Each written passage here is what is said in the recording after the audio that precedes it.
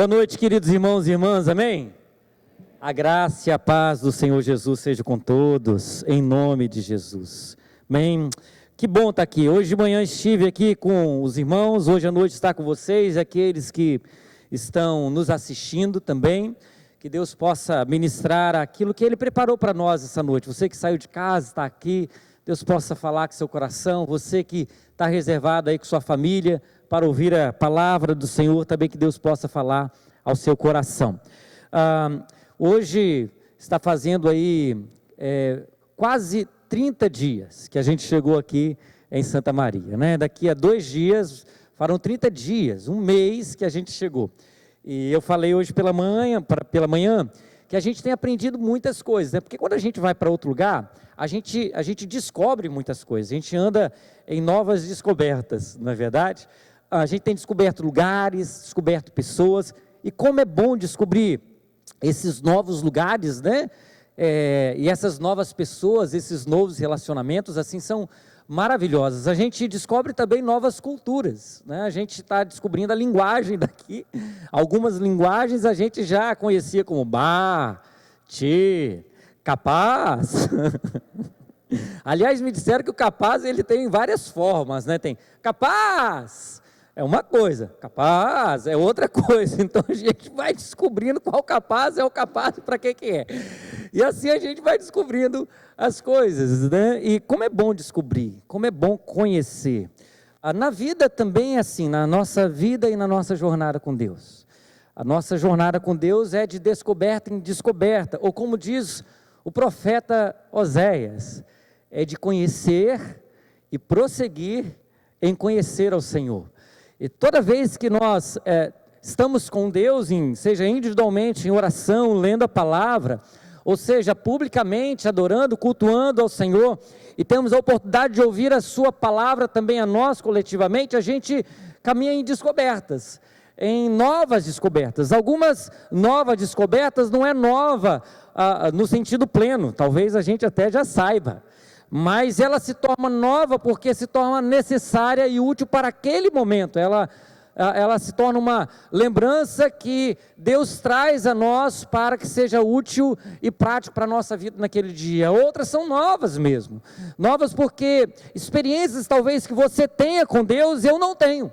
E quando então você compartilha num grupo caseiro, quando você compartilha num culto como esse, como você compartilha nas relações, aquilo que você já aprendeu de Deus na sua relação, são como linguagens novas. E que de repente eu não aprendi, eu preciso aprender e descobrir com você. Eu falo, uau, eu não sabia desse atributo, ou dessa forma que Deus age na sua vida, isso foi bênção para a minha vida. E tem coisas que Deus fala conosco, Deus comunica conosco, compartilha conosco, que faz diferença na nossa vida, a gente compartilha com outros, e faz diferença na vida do outros, ainda que não tinha conhecido esse atributo, essa característica, essa forma de Deus agir. Deus é multiforme em suas ações, e por isso também a igreja ela é maravilhosa quando ela oportuniza, e essa igreja oportuniza novas formas de conhecermos e prosseguir em conhecer a Deus.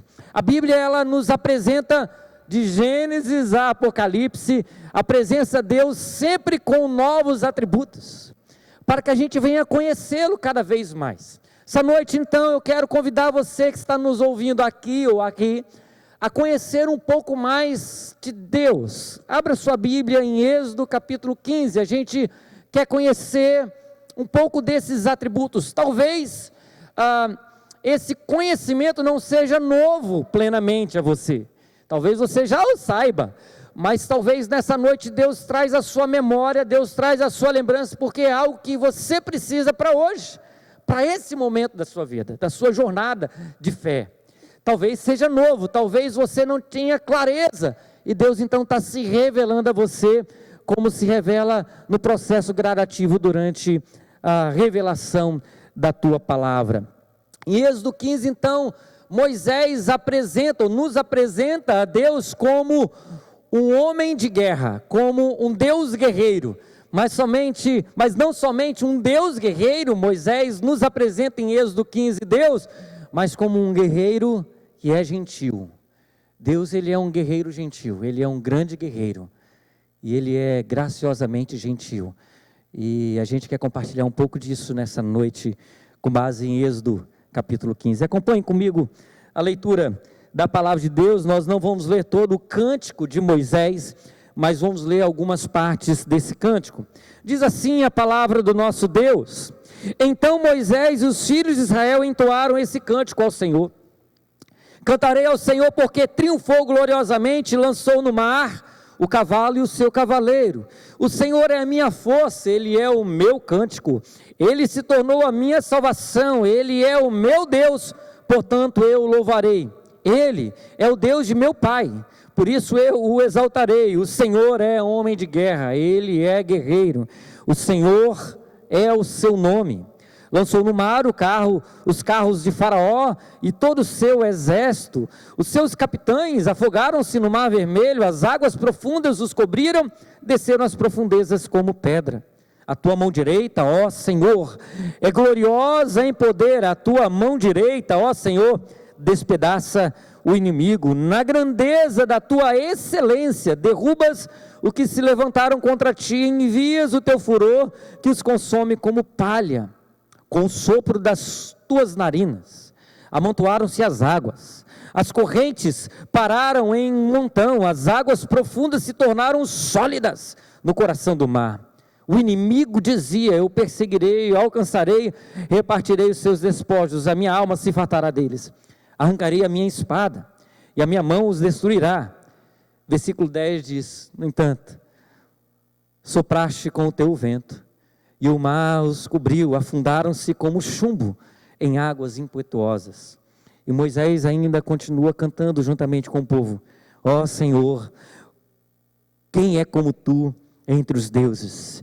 Quem é como tu, glorificado em santidade, terrível em feitos gloriosos, que operas maravilhas. Amém?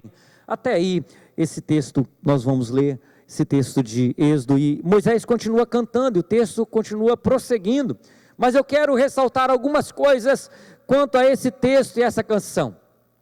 Eles tinham acabado de passar pelo Mar Vermelho, eles tinham acabado de ver o exército de Faraó sendo destruído, sendo eliminado, e a primeira coisa que Moisés faz é chamar o povo para adorar. Que coisa tremenda, né? Moisés podia ter feito tantas coisas ali com o povo: olha, vencemos, agora vamos comemorar. Mas a primeira coisa que ele fala é: olha, nós vencemos, nós triunfamos, agora nós vamos adorar, nós vamos celebrar, nós vamos exaltar ao nosso Deus. E a adoração é tão maravilhosa ali, tão fantástica, que logo depois Miriam segue: vamos cantar novamente, vamos cantar de novo, vamos cantar um novo cântico. E ali então, cânticos novos são entoados ao nosso Deus, em decorrência, em consequência de uma grande vitória que Deus dá ao seu povo. Que coisa gloriosa, como é bom levantar altares ao Senhor. Aliás, era costume o povo levantar altares toda vez que Deus fazia algo, e às vezes os altares eram físicos que eles levantavam, para que todos que passassem pudessem se lembrar e conhecer quem é esse Deus. Tinha como propósito revelar a natureza e os atributos de Deus. E Moisés levanta não um altar físico, Moisés levanta um altar de adoração juntamente com o povo. E nesse altar de adoração, ele faz menção de que esse Deus que deu a vitória ao seu povo naquele momento, naquele tempo, é um Deus que é extremamente guerreiro, e Ele é maravilhosamente, graciosamente gentil. É esse Deus que Moisés nos apresenta no cântico. E a primeira coisa que eu quero falar nessa noite é: quem é esse Deus guerreiro e gentil? Quem é esse Deus que Moisés está nos apresentando?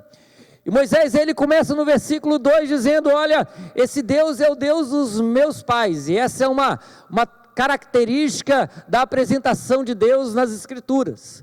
O Deus de meu pai. Moisés fala: olha, esse Deus é o Deus de meu pai, reportando então quando Deus se revela a ele lá atrás. Com 80 anos de idade, Moisés tem uma apresentação. Deus se apresenta a Moisés, tem uma apresentação de Deus, e Deus se apresenta ali a Moisés de duas formas.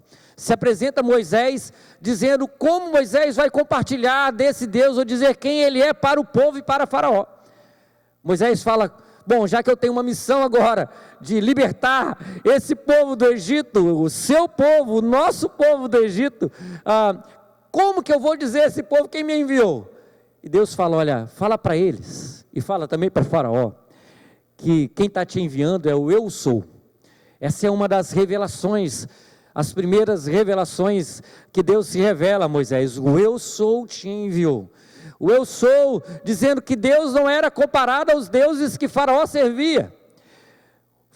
Os deuses que Faraó serviam eram deuses fragmentados. As pragas, que Deus lança sobre o Egito era para destruir esses deuses fragmentados que Faraó acreditava que era Deus. Deus não é um Deus fragmentado, não é um Deus dividido, não é um Deus parcial. Deus é um Deus único, é um Deus completo, Deus é um Deus pleno, é um Deus que tem total consciência de quem Ele é e do poder que Ele tem. Ele não se divide, Ele não se parcela, Ele não se fragmenta. Ele não é um Deus para determinados momentos da vida, ou determinadas horas, como era na cultura antiga dos egípcios. Cada época tinha um Deus que de repente se revelava, ou que era para se revelar, porque não eram deuses, mas Deus é um Deus para todos nós, em todo tempo, em cada momento das nossas vidas. Deus, Ele não precisa se fragmentar, Ele é completo. Ele é inteiro, Ele é todo-poderoso, Ele é sobre todas as coisas, e Ele é o meu Deus e o seu Deus. Isso é maravilhoso. Mas Deus, Ele também se revela a Moisés, não só como esse Deus completo e todo-poderoso. Deus, Ele se revela a Moisés também como Deus dos pais de Moisés, dos patriarcas. Deus é o Deus de Abraão, Deus é o Deus de Isaac, e Deus é o Deus de Jacó. Que coisa tremenda, né? Eu acho fantástico. Eu vejo a graça escondida, ou melhor, a graça revelada nos patriarcas, quando Deus se apresenta assim.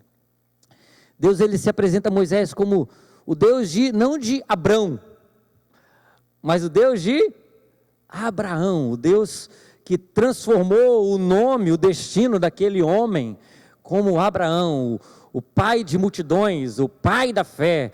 Deus é o Deus de Isaac, o filho da promessa. E se talvez Deus, antes de completar a frase, tivesse que colocar pontinho, pontinho, e dissesse: completa, Moisés, talvez Moisés poderia pensar: bom, se Deus é o Deus de Abraão, e não está falando que é o Deus de Abraão, se Deus é o Deus de Isaac, talvez Ele seja o Deus então de Israel. E Ele obviamente é o Deus de Israel. Em alguns momentos das Escrituras, Deus se revela como Deus de Abraão, Deus de Isaac e Deus de Israel. Mas em outros momentos, e nesse momento, Deus, Ele se revela como Deus de Abraão, de Isaac e de Jacó. E Jacó, para mim, ele é extraordinário. A história de Jacó, ela é absolutamente fantástica. E quando eu vejo Deus se revelando para Moisés naquele momento como Deus de Jacó, e não se revelando como Deus de Israel, eu vejo a graça sendo revelada. Moisés era alguém que tinha se perdido na jornada, tinha matado, tinha fugido, estava distante, tinha 80 anos investido seu tempo, não dentro do propósito que talvez nasceu no seu coração no início. Assim como Jacó, que tinha talvez errado mais em sua história, se fosse colocar em algum tipo de balança, do que acertado. Se a gente fosse olhar os 3 patriarcas, possivelmente a gente consideraria Jacó como aquele que mais se complicou, aquele que mais, desde o seu início da sua jornada, foi muito mais complicada, muito mais desajustada. Então Deus se revela a Moisés assim: eu sou Deus não somente daqueles que acertaram mais na vida do que erraram, mas eu também sou o Deus daqueles que erraram na vida mais do que acertaram. Eu sou o Deus daquele que talvez andou com sua vida um pouco mais correta, mas sou um Deus também daqueles que em alguns momentos se complicaram, tropeçaram, erraram. Para Moisés, isso era importante, porque Moisés, ele tinha se complicado. 80 anos de sua vida, talvez, na cabeça de Moisés, tinha se perdido. Talvez na cabeça de Moisés tinha passado aquele tempo e ele não estava dando propósito. Ele não sabia que tudo Deus tinha um propósito e todas as coisas que ele passou, Deus tinha um motivo. Mas Moisés talvez não entendia isso. Deus então ele aparece a Moisés dizendo: olha, eu posso te usar. Eu posso usar a sua vida.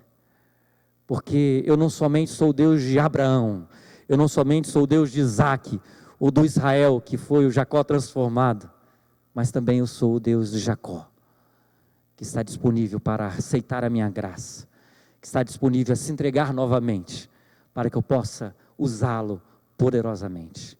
Deus é um Deus cheio de graça. Talvez você está aqui nessa manhã, pensando: puxa, talvez Deus não possa me usar como eu imaginei mais. Talvez algumas coisas aconteceram na minha vida e Deus talvez esteja mais limitado em me usar. Talvez Deus olhe para mim e fale: não, olha, se você não tivesse feito tal coisa, se você não tivesse procedido de tal maneira, eu até te usaria mais. Mas em decorrência da sua história, eu vou te usar um pouco menos. Não. Deus usa você da forma que Ele projetou para usar. Independente das nossas imperfeições, Deus é extremamente perfeito e poderoso para até mesmo usar as nossas imperfeições, quando nós entregamos isso a Deus, para a glória dEle e para seu poder. Deus é o Deus de Abraão, Deus é o Deus de Isaac, de Israel, mas também Deus é Deus de Jacó. Ele pode te usar, Ele deseja te usar, independente das nossas limitações e imperfeições. Deus não é somente o eu sou, Ele é o Deus de Abraão, Isaac e Jacó, e Ele é o Deus da história. Esse é o homem de guerra. Ele está dizendo: olha, eu não comecei a história, Moisés, com você. E Moisés está fazendo esse cântico e dizendo também para o povo: Deus não começou a história conosco, Deus começou a história lá atrás. Ele é aquele que começa, Ele é altamente determinado em cumprir o que Ele diz, então Ele permanece em sua história, em sua palavra, nada pode impedir os seus projetos. Ele está continuando, Ele está dando continuidade ao projeto dEle. Começou Abraão, tem ali, passou por Isaac, veio para Israel, ou Jacó, e agora continua com Moisés e continuará. Ele continua a sua história. Deus é um Deus que termina também a sua história e seu projeto, nada pode impedir. Como domingo passado o apóstolo Levi pregou e contou para nós, Deus vai terminar, Deus vai completar, e nós estaremos com Ele quando Ele terminar, amém? Aleluia! Todos nós estaremos juntos quando Ele finalizar, porque Ele começa, Ele dá continuidade e termina. Deus, esse Deus guerreiro, é um guerreiro gentil, Ele é altamente poderoso para cumprir totalmente o que Ele diz, totalmente o que Ele diz, e Ele é graciosamente gentil para nos acolher, apesar das nossas imperfeições. Isso é um pouco que Moisés está dizendo que Deus é. Mas a segunda coisa que Deus está dizendo aqui, através desse cântico de Moisés, desse Deus guerreiro e gentil, é que Ele tem todo o poder. E Moisés, ele nos apresenta esse poder de Deus, essa gloriosa e poderosa ação de Deus através da mão estendida de Deus, ou da mão direita de Deus. É isso que Moisés fala. E Moisés disse: Ele levantou a sua mão direita, Ele estendeu a sua mão direita, e na sua mão direita, quando Ele levantou a sua mão, destruiu todos os seus inimigos. Moisés, ele comenta para nós e conta para nós, ou melhor, ele canta para nós, dizendo que a mão direita de Deus é o exemplo do poder de Deus. Ele é todo poderoso, Ele é o Senhor dos senhores, Ele é o grande general de guerra, Ele é altamente experiente e altamente poderoso para vencer todas as nossas batalhas. Quando a gente adora a Deus, não sei se acontece com você, possivelmente acontece. Então a gente estava adorando a Deus aqui nessa noite, e cantando, né, para Deus nos esconder debaixo das suas asas, e possivelmente sua mente, sua imaginação divaga e vai para os céus e vai para a presença dele, que você começa a sentir e perceber Deus agindo enquanto você está cantando. Eu imagino Moisés a mesma coisa, quando ele estava adorando a Deus ali juntamente com o povo, e ele fala: olha, Deus levantou a sua mão direita, e eu imagino que Moisés está vendo Deus se levantar, e as roupas desse Deus é diferente. Essa roupa de Deus é a roupa de um grande general de guerra, ele está paramentado para a guerra, e eu fico imaginando Moisés pensando na sua imaginação santificada, esse grande Deus se levantando, e não somente esse Deus se levantando aparamentado para a guerra, mas ele então levanta a sua mão direita, e a mão direita de Deus é altamente poderosa. Eu fico imaginando Moisés então pensando e vendo na sua imaginação santificada toda a criação, de repente toda a natureza espera para saber o que Deus vai fazer quando ele levanta a sua mão. As mãos de Deus são tipificação, são simbolismos de seu poder. Fico imaginando quando Jesus estava com Pedro no mar, em um outro mar, e agora uma tempestade se levantava, uma grande tempestade, e aí Pedro então, depois de obedecer e agir por fé, andando sobre as águas, o vento começa a mudar, começa a bater forte, ele começa a ficar com medo, e ele começa a afundar, e ele diz: Senhor, salva-me. E sabe o que Jesus faz? Com a sua mão, estende para Pedro, e resgata Pedro, e salva Pedro, traz Pedro para de volta, e para junto do barco, com as mãos de poder. Deus tem mão de poder, para tirar você de qualquer situação. Suas mãos são poderosas, para nos livrar de qualquer circunstância.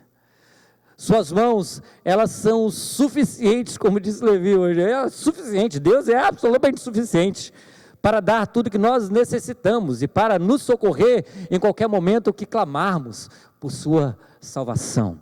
E é isso que o povo estava passando naquele momento. Eles estavam numa sinuca de bico, eles estavam completamente amedrontados, pensando: meu Deus, o que nós faremos? Eles estavam cercados. E se você já viveu tempos onde seu coração diz a mesma coisa: olha, estamos cercados, não temos saída, não temos como nos salvar, clame a Deus, porque Ele tem mão poderosa para nos livrar. Ele estende suas mãos, e a natureza e a criação aguarda com ardente expectativa, pensando: o que Ele fará dessa vez? O que Deus fará nesse momento? Que coisa gloriosa é Deus. Suas mãos estão estendidas nessa noite sobre você, que está aqui, suas mãos estão estendidas sobre você, que está nos assistindo. As mãos de Deus são poderosas, a sua destra tem todo o poder, é suficiente para nos livrar e nos salvar de qualquer situação que vem sobre nós, de qualquer inimigo que nos cerca, de qualquer medo que de repente nos ataca. Deus é suficiente, e as mãos dele são poderosas para fazer aquilo que ele deseja. Amém? Terceira coisa que Moisés fala sobre esse guerreiro gentil, é a forma como esse guerreiro gentil age, é a maneira como esse guerreiro gentil ele atua. Esse guerreiro gentil não somente é extremamente poderoso, esse guerreiro gentil ele não somente está pronto para entrar nas nossas batalhas. Aliás, existem batalhas que Deus nos chama para batalhar com Ele. Ele fala: filho, filha, vamos lá, agora somos nós dois juntos, nós vamos batalhar. Existem batalhas que Deus fala assim: meu filho, vai à frente, eu já resolvi as coisas, eu vou te dar cobertura aqui por trás, vai à frente, vá, faça, caminhe, siga. Agora existem batalhas que Deus vê que a gente não tem condição, que a gente está absolutamente incapacitado, que a gente está absolutamente limitado para lidar com algumas coisas, a gente não dá conta. E nessas batalhas ele fala, bom, então fica aí de lado, você não precisa lutar, eu vou lutar por você, eu serei o guerreiro, e eu serei todo o exército, eu vou resolver tudo. E essa era a situação, eles não tinham nenhuma condição de lutar, ninguém tinha pegado em arma, não tinha condição nem de estender uma arma sequer, eles seriam absolutamente exterminados se fossem para a batalha, eles não tinham habilidade, experiência de guerra, mas Deus é guerreiro, e quando a gente não tem como lidar com algumas coisas, quando as situações são maiores do que nós, Deus ele fala, eu vou lutar essa guerra por você, eu vou batalhar essa batalha por você, eu sou o seu general de guerra, eu sou o seu guerreiro, e eu também, se precisar, sou todo o exército, eu vou vencer por você, não se preocupe, não temas, eu batalharei as batalhas que você não tem condição de lutar. E como então esse guerreiro gentil, ele luta essa guerra? Talvez você poderia pensar, ele de repente vai levantar a sua espada, e sua espada vai destruir todos os inimigos. Talvez você poderia pensar, ele vai com seus pés pisar sobre todos o exército de Faraó. Mas sabe o que Deus faz em Moisés, em sua canção, em seu novo cântico? Ele entoa, e ele está adorando a esse Deus guerreiro, ao Senhor dos senhores, ao Todo-Poderoso, e ele diz, olha, e quando então todos estávamos esperando para saber o que ele faria, ele então decide respirar, ele decide soprar, e o seu sopro muda tudo. Deus só sopra. Somente sopra, ele é absolutamente poderoso, ele é tão gloriosamente cheio de poder, que ele decide então mudar a história com um sopro, com o seu vento. Veja que Deus é esse, como nós somos limitados em nossas preocupações, em nossa ansiedade, nossos medos, porque o nosso Deus, ele é tão fantástico, ele é absolutamente maravilhoso, e ele muda a situação do maior exército daquela época, da maior nação daquele tempo, e ele fala, eu vou mudar isso, soprando, com meu vento eu vou mudar a história, com meu vento eu vou salvar o meu povo, eu vou respirar e soprar, e tudo vai mudar. Imagina, o respirar de Deus mudou tudo. Você consegue imaginar que Deus é esse que você serve, que ele tem tanto poder, que ele muda tudo com um sopro? Na verdade, Moisés fala que Deus soprou 2 vezes. O primeiro sopro, Moisés, ele compara as águas congelantes, ele fala, olha, Deus soprou, e as águas ficaram sólidas, como que congeladas no mar. As correntes que estavam para nos destruir, quando atravessássemos o Mar Vermelho, a gente não ia dar conta, a gente não ia conseguir suportar e lidar com essas correntezas. Então o que Deus faz? Ele sopra seu vento, e o seu vento para as águas em montões. Parece que é um vento que esfria, é um vento que congela, é um vento que transforma aquilo que iria destruir o seu povo em muros de proteção. Que coisa gloriosa! Deus sopra sobre nós também hoje, Deus sopra sobre sua vida também agora, e talvez você está passando por correntezas internas ou externas, que você acha que não vai dar conta. De repente você se depara a circunstância ou a situação e fala bem assim, Deus, como vai ser? Minhas forças já estão fracas demais, eu não vou conseguir suportar, eu não vou conseguir permanecer diante de tais circunstâncias. Não sei se você já nadou contra a correnteza. Parece que quanto mais você nada, mais para trás fica. Parece que quando você está indo numa direção, quando você para um pouquinho de nadar, você está longe. É assim que a gente percebe quando a gente nada com a correnteza, e dá vontade às vezes de desistir. Porque você nada 100 metros, parece que você andou 50 metros ainda para a direita ou para a esquerda e não reto. E chega um momento que, se você não tiver alguém que te socorre, se não tiver um barco que chega lá, ou se você não chegar na areia, você pensa, não vou dar conta, vou deixar que a correnteza me leve, vou chutar o balde, vou abrir mão, que seja, né, o que Deus quiser. Deus sabe que existem circunstâncias que a gente não consegue dar conta. Existem correntezas que, como o povo estava para enfrentar, que a gente não consegue prevalecer contra elas. Nossa força é limitada e Deus sabe disso. Nossa energia, ela tem o seu tempo. E tem momento que a gente não segura mais, não suporta. E fala a verdade, tem dias que dá vontade de desistir. Tem dias que só de pensar no amanhã, fala, eu não vou conseguir lidar com isso.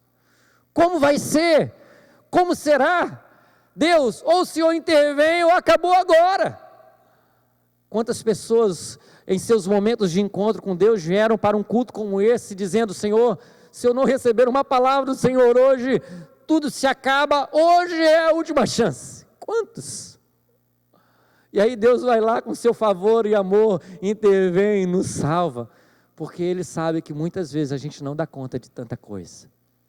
E quando as correntezas estão fortes demais, esse guerreiro gentil, ele sopra e diz, eu vou parar essa correnteza, eu vou dar um limite a essas águas que estão para te levar, para te conduzir para lugares que você não consegue lidar. Eu vou transformar essas correntezas em muro de proteção para que você possa passar. Com seu sopro, Ele nos dá paz, Ele nos dá descanso quando a energia da gente já se vai embora. Não se preocupe, não temas, Deus sopra sobre nós.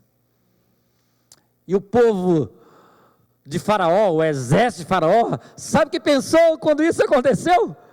Pensou que estava agora tudo mais fácil. Moisés, em seu cântico, diz e conta o que o povo, o exército de Faraó, começou a pensar e falar. Eles estavam tão perto que ele ouviu o que eles estavam dizendo. Nós os perseguiremos, nós os alcançaremos, nós vamos repartir os seus despojos, eles não têm chance, agora vamos alcançá-los. Mas aí Moisés em seu cântico diz, e Deus soprou novamente. Ele soprou novamente. Eu fico imaginando Moisés lá no cume, depois que passou pelo Mar Vermelho. Eu ainda não tive a oportunidade de Israel, mas Levi vai me levar lá. Então, aí, quando passa o Mar Vermelho, eu acho que Moisés estava dizendo, bora gente, bora, passa. E eles olhando para trás, os carros de Faraó, muito perto, vamos. Só que, e depois, como que seria? E depois que eles passassem, como que seria? O povo nem sabia o que viria depois. Talvez eles estavam pensando, meu Deus, passamos agora. Mas eles também passaram, estão passando, e como vai ser? O que vem a seguir? E às vezes a gente também pensa assim, tudo bem Senhor, muito obrigado, louvado seja o Senhor nos deu um tempo de descanso, o Senhor nos trouxe repouso, a gente pode descansar um pouquinho e recuperar energia, mas e depois, o que vem depois? Como será depois? E aí sabe o que Deus faz? Moisés diz, Deus soprou novamente, e agora Deus não parou, Deus acelerou. E Ele acelerou as águas, como Levi leu nos Salmos, Ele deu ordem à sua palavra, e os gelos se derreteram, e as águas correram, e essas correntes levaram todo o exército de Faraó, e as promessas que Deus tinha estabelecido, foram aceleradas para que o cumprimento acontecesse naquele tempo. Existem momentos da nossa vida, que Deus precisa acelerar. Existem momentos que Deus precisa parar algumas coisas que a gente não dá conta. Mas existem momentos que Deus precisa acelerar algumas coisas. Porque a gente sabe que algumas das coisas que estão por vir, talvez estejam longe demais. Algumas coisas que Deus prometeu, talvez esteja distante demais do nosso braço não alcança mais. Nós não temos tanta energia agora para seguir em direção ao que Ele tem para nós, a gente tem medo de não conseguir. E aí Deus, com seu sopro, faz com que o tempo acelere, que as coisas corram mais rapidamente. Saber que Deus de vez em quando intervém no tempo, a nosso favor. Josué precisava de vencer uma grande batalha, e ele não tinha tempo. E ele ora a Deus, seguinte, para o tempo aí, para o sol, para a lua, mas nós precisamos vencer essa guerra. E para vencer essa guerra, o Senhor precisa mudar o tempo. E Deus muda o tempo. Deus muda o relógio. Aquele que criou o mundo tem poder para recriar aquilo que precisa, para parar, para movimentar. Ele é Deus. Quem pode se comparar a Ele? O sopro de Deus faz parte da nossa história. Quando Deus nos criou, nós éramos um corpo e precisava de vida. E diz a palavra de Deus em Gênesis que Ele soprou sobre nós e nos tornamos alma vivente. A vida veio para o nosso corpo, o sangue começou a ser gerado e se movimentar, as células entraram em movimento e nós ficamos cheios de vida. Ezequiel, profeta, ele diz, Deus leva Ezequiel no vale dos ossos secos. E aqueles ossos estavam cheios de morte, aquele vale estava cheio de morte. E Deus fala para o profeta, profetiza, homem. E ele profetiza. E quando esse profeta começa a profetizar, tudo começa a se movimentar, ossos se encontrando com outros ossos, a carne começando a dar forma àquele corpo. Mas ainda ao término disso precisava de vida, não havia ainda vida. E Deus então soprou o seu vento de vida. E houve vida aonde só havia morte. Jesus, pós a ressurreição, Ele chama seus discípulos, como que dizendo, vocês vão precisar de algo mais. E Ele sopra, e o Espírito Santo os enche de poder. Atos capítulos 2, é a vez do Espírito Santo, com seu vento soprar sobre toda a comunidade. Aquele povo estava ali orando, clamando, esperando dia após dia, noite após noite, uma intervenção divina. A promessa se cumprir, que eles estavam aguardando. Então o Espírito Santo vem, derrama sobre eles o seu poder. De repente vem um vento impetuoso, Deus sopra de novo. E aquele povo é cheio. Pedro diz, referindo-se então ao profeta Joel, as palavras de Joel lá atrás. Olha, aqueles que não sonhavam, voltaram a sonhar. Aqueles que não mais tinham perspectiva do futuro, voltaram a ter visões.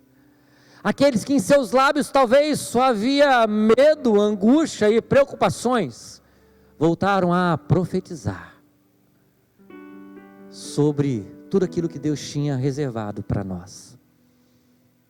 Sopro de Deus. Essa noite, o guerreiro gentil se revela novamente a nós, a todos que aqui estão e a todos que estão nos assistindo. E como esse guerreiro gentil vem, ele levanta a sua mão, como dizendo, eu estou paramentado para a guerra que você não consegue lutar, você não tem força, você talvez não dá conta de algumas coisas, mas eu me revestir como o grande general, o grande Senhor dos exércitos, o soberano, o Deus Todo-Poderoso. Eu vou levantar as minhas mãos, a minha mão direita, e vou agir sobre a sua vida. Estou me preparando para soprar novamente. Naquilo que você não consegue suportar mais, meu sopro vai parar essas correntezas. E naquilo que você aguarda com expectativa que as promessas aconteçam, e talvez ache que não há tempo suficiente para que tudo aquilo que Ele prometeu se cumpra, Deus diz: eu vou soprar e vou acelerar algumas coisas a seu favor. Ele é poderosamente guerreiro, graciosamente gentil, nos ama como nenhum outro, está aqui para realizar os planos e projetos que Ele estabeleceu para nós.